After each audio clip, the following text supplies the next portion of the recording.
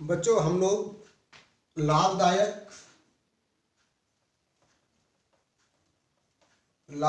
सूक्ष्म जीवों के बारे में पढ़ चुके हैं।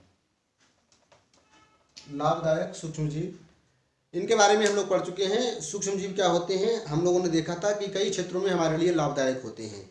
यानी कि ब्रेड से लेके अचार, ठीक है, ब्रेड से लेके अचार, दही, ये सब, नाइट्रोजन स्थिरीकरण, इन सभी में हमने देखा था कि सूक्ष्म जीव हमारे लिए बहुत लाभदायक होते हैं। जैसे लैक्टोबैसिलस था आपका, कवक खाने में यूज किया जाता है, और आपका ईस्ट था, ब्रेड बनाने में प्रयोग किया जाता है। नाइट्रोजन स्थिरीकरण के लिए था आपका राइजोबियम था, एजेटोबैक्टर था। ये सब जीवाणु कैसे थे हमारे लिए लाभदायक जीवाणु थे, क्योंकि ये हमारे जीवन को सरल बना रहे थे, हमारे जीवन के लिए उपयोगी थे।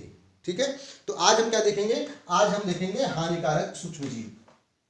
क्या देखेंगे भाई? हानिकारक सूक्ष्म जीव। ठीक है, जो सूक्ष्म जीव हमने कल देखे थे वो सब लाभदायक थे, वो हमारे लिए किसी भी प्रकार की हानि नहीं पहुंचा रहे थे। लेकिन आज हम क्या करेंगे? आज ऐसे सूक्ष्म जीवों को देखेंगे जो हमारे लिए हानिकारक होंगे, जिनसे बचने की हमको बहुत जरूरत है। जैसे एक बीमारी आपने सुनी होगी, दाद। दाद देखे हैं? आजकल दाद एक बहुत भयंकर बीमारी है।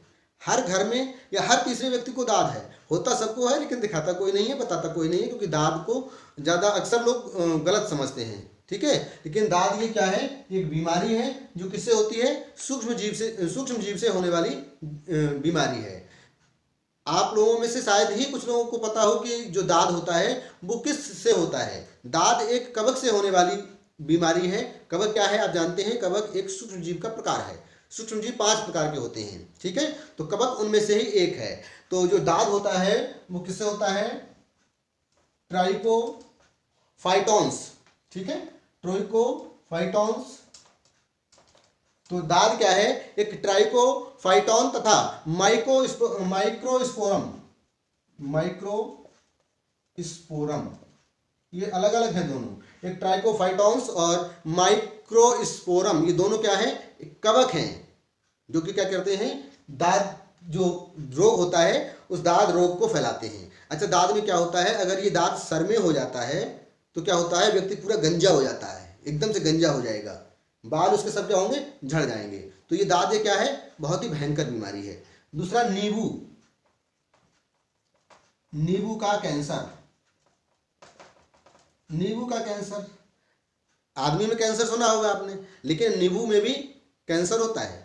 नींबू में कैंसर कैसे पहचानेंगे आप? नींबू जो देखेंगे, नींबू हरा नींबू होगा तो उसके जो बाहर का कवर रहेगा, जैसे ये नींबू है तो इस पर ये चकत्ते पड़ जाएंगे, दाग से पड़ जाएंगे पूरे।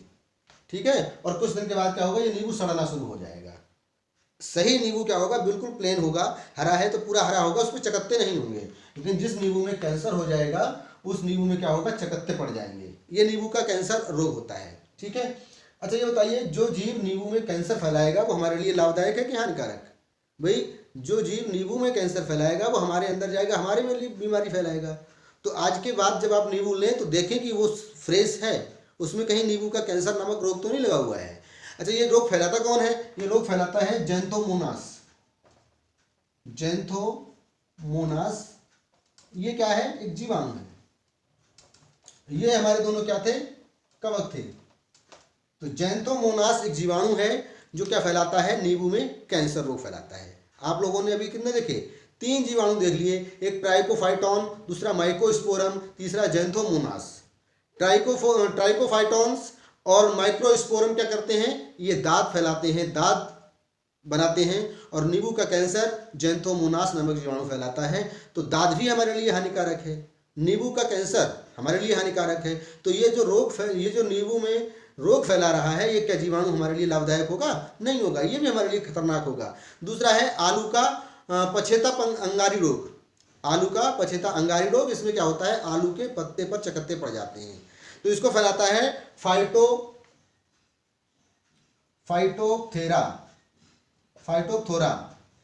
ये भी क्या है? एक कवक है फाइटोप्थोरा, ये कवक क्या करता है, आलू में पंछेता अंगारी रोग फैलाता है। इसमें क्या होता है, आलू के पत्ते क्या होंगे, पत्ते पे चकत्ते पड़ जाएंगे, फिर धीरे धीरे क्या होगा, पूरा का पूरा आलू का पेड़ ही सूख जाएगा। ऐसे ही है गेहूं का काला रोग। क्या है, गेहूं का काला रोग। गेहूं का काला रोग, इसको फैलाने वाला जो कवक है उस कवक का नाम है पक्सीनिया। ठीक है, तो गेहूं में जो काला रोग लगता है वो कौन फैलाता है, पक्सीनिया। ठीक है, तो ये आप कुछ जो जीव देखे आपने, कुछ सूक्ष्म जीव जो देखे जो आपके लिए हानिकारक थे। अच्छा, कुछ और हम आपको बता दें, जैसे आपने देखा था ईस्ट।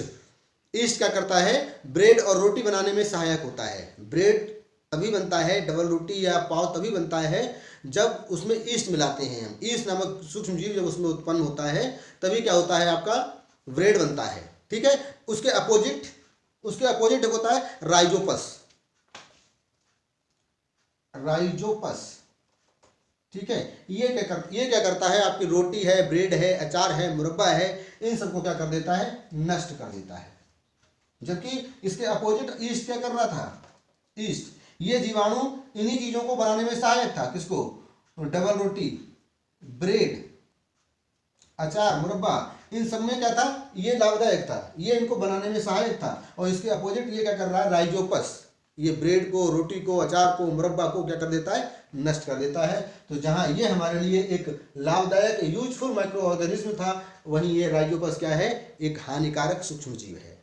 ठीक है, अच्छा, ऐसे ही एक था आपका एजेटोबैक्टर। एजेटोबैक्टर का काम क्या था, एजेटोबैक्टर का काम था नाइट्रोजन स्थिरीकरण करना। ये भूमि में नाइट्रोजन की मात्रा को बढ़ाता था। ऐसे ही दूसरा इसका अपोजिट है थायोबैसिलस।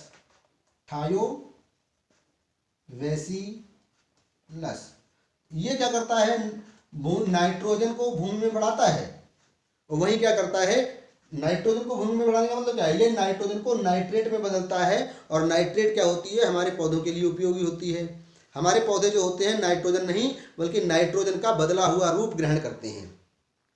जैसे हमने आपको बताया था कि हम अगर आटा खा लें, गुदा हुआ आटा खा लें, तो वो हम हजम नहीं कर पाएंगे।